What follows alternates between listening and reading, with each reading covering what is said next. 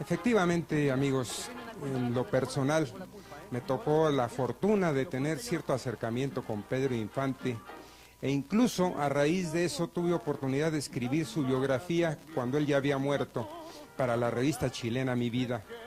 El trato tan corto que tuve con él me permitió darme cuenta de la gran sencillez que Pedro mantenía a pesar de haber logrado colocarse, como se dice, en los cuernos de la luna.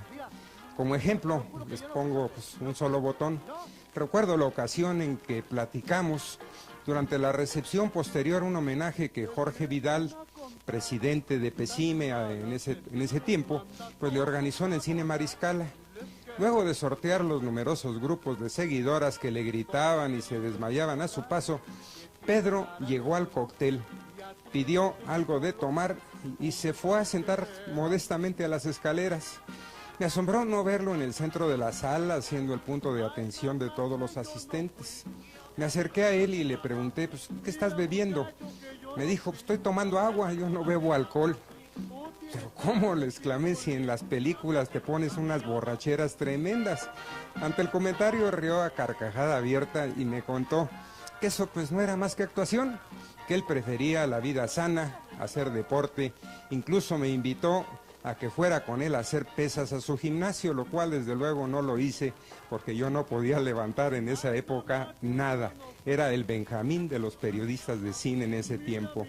Pero así era Pedro Infante, preocupado siempre por la gente que le rodeaba, por dar su calidez humana, su sencillez, su cariño, lo cual pues le abrió muchas puertas y nos dejó una huella profunda en nuestros corazones.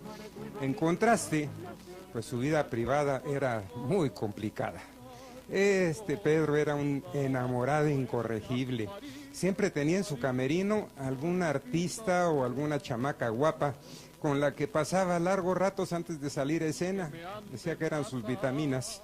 Se le iban los ojos con las mujeres más guapas. Al mismo tiempo se negaba a abandonar del todo a María Luisa León, a quien le estaba profundamente agradecido por haber hecho uso de su dinero para mantenerse cuando él no tenía trabajo.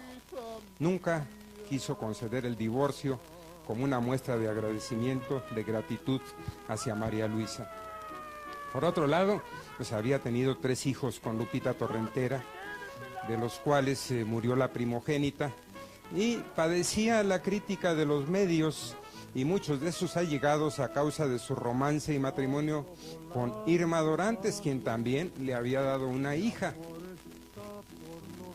Pedro Infante pues siempre mostró gran fascinación por los aviones. Según sus hermanos, ese gusto venía desde la infancia. Y adulto tomó clases de vuelo y en cuanto pudo se compró su primera avioneta.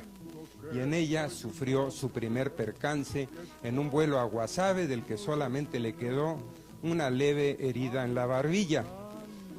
Sin embargo, tanto va el cántaro el agua que hasta que se rompe.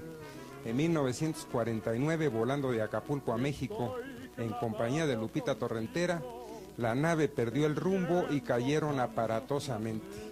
Él se deshizo parte de la frente y en consecuencia tuvieron que ponerle una placa metálica de 6 centímetros de diámetro, que fue la que le obligó a usar bisoñé y era lo que más cuidaba. Cuando sus admiradoras se acercaban a él y querían jalar los pelos, entraba en pánico porque podían dañarle el cerebro al lesionarle la placa que tenía incrustada en la cabeza. Pues a pesar de estos incidentes, el amor de Pedro por volar no decreció. Sin duda, siempre le gustaron las emociones fuertes. Incluso en su casa de Coajimalpa instaló lo que él llamaba uno de sus juguetes más caros, un simulador de vuelo de los más avanzados de aquel entonces. Por cierto, esa casa en Coajimalpa, a la que él llamaba el Kilómetro, fue construida totalmente a su gusto. Estaba equipada con boliche, gimnasio, alberca, sala de cine para 50 personas, billar, baño de vapor, carpintería, caballeriza, una capilla en la que se daba misa para todos los vecinos del rumbo y peluquería, en cuyo sillón Pedro en persona se daba el gusto de peluquear a sus amigos y a los niños del vecindario. En más de una ocasión me invitó a ser su cliente, pero le decliné la oferta porque le dije, me vas a dejar todo tusado. En el siguiente y último reportaje dedicado a la vida de Pedro Infante, les contaré sobre su afición a las motocicletas, así también como del trágico accidente en el que perdió la vida. Aún hay más, amigos. Amén. Ahora tú, persínate. ¿Cómo? Así.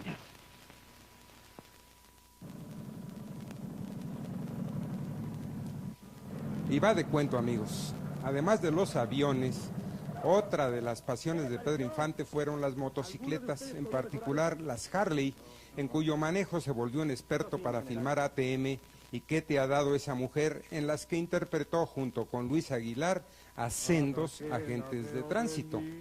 Pedro nunca permitió que lo doblaran en las escenas peligrosas. 2 agentes de la corporación fueron los encargados de entrenarlo y al paso del tiempo se convirtieron en sus amigos y guardaespaldas. Al terminar las películas, tanto él como el director Ismael Rodríguez recibieron los grados de comandante. Pedro fue el primer miembro honorario del cuerpo con derecho a usar el uniforme, cosa que hacía con cierta frecuencia. Incluso en calidad de miembro honorario de la agrupación de tránsito, Pedro Infante encabezó el cortejo fúnebre de Jorge Negrete. En 1953, Pedro fundó su propia productora de películas, Matuc Films, en sociedad con Toño Matuc, a quien conoció como vendedor de autos y comerciante de tapetes persas. Antonio mostró siempre una gran habilidad para los negocios, razón por la cual Pedro le había pedido que fuera su representante artístico. Angélica Ortiz, recientemente desaparecida, madre de la actriz Angélica María, trabajaba con ellos. Precisamente esa productora, Matuc Films, fue la que realizó algunas de las últimas cintas de Pedro Infante, como El Mil Amores, Pablo y Carolina y Tizoc. En 1955, Pedro se asoció con TAMSA, una aerolínea mercantil a la que pertenecía el avión XA-KUN, en el que realizó el fatídico vuelo de Mérida, donde tenía casa con Irma Dorantes, hacia el Distrito Federal el 15 de abril de 1957. No estaba programado que Pedro volara. Para que pudiera hacerlo, el piloto que había sido designado le dejó su lugar. El avión estaba sobrecargado de mercancía que no se había embalado debidamente. Además, se tenía el antecedente de un percance sufrido por esa nave con anterioridad. Aún a sabiendas de todo eso, Pedro confió en su buena suerte y asumió el riesgo. Subió al avión para pilotearlo y a los pocos minutos del despegue, el avión de hélice cayó en el patio de una tienda, ocasionando la muerte de una muchacha que se encontraba en su casa. Además de la muerte de los tripulantes, también hubo muchos heridos y pérdidas económicas importantes a causa del fuego que se extendió. Unas horas más tarde, escuché en la voz de Manuel Bernal la trágica muerte del ídolo a través del XCW. A la llegada del féretro a la Ciudad de México, 50,000 personas lo esperábamos en el aeropuerto y el número se duplicó durante el sepelio, en una manifestación de pena popular que no tenía precedentes en la historia de nuestro país. La W, a través de la voz inolvidable de Pedro de Lille, transmitió a control remoto los detalles de la llegada del cortejo fúnebre al Panteón Jardín. El mariachi cantó Las Golondrinas, mientras familiares, amigos y pueblo que lo admirábamos, le dábamos el último adiós con lágrimas en los ojos. A raíz de la muerte de Pedro, pues se tejieron infinidad de relatos, de leyendas. Hay quienes dicen que su espíritu ronda en los estudios donde grabó sus discos. Mijares asegura haberlo visto y asegura que se movían cosas cuando él estaba grabando con los mismos micrófonos con que grabó las canciones Pedro.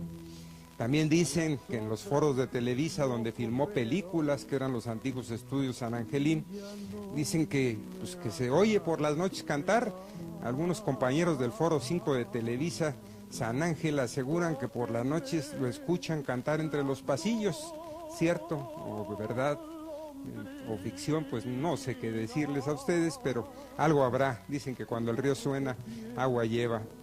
También se dijo que no murió en el accidente, pero que quedó desfigurado y por eso prefirió esconderse y pasar el resto de sus días en calidad de ermitaño, lo cual pues, es absurdo, porque estuvo plenamente identificado su cadáver con la placa metálica en su cabeza y todo, pero el deseo de tenerlo vivo hacía que se inventaran estas historias. También se han presentado infinidad de personas que pretenden hacerse pasar por él o como hijos suyos. El caso es que el pueblo, alimentando ilusiones, no lo ha dejado ir. Al contrario de muchas historias, ese fatal accidente no marcó un final, sino el principio de todo.